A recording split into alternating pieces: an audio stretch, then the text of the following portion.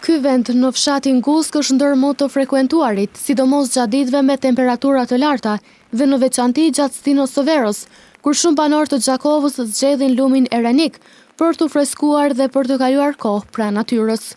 Përkundër bukurisë natyrore dhe frekuentimit të madh, një problem i vazhdueshëm mbetet prania e madhe e mbeturinave.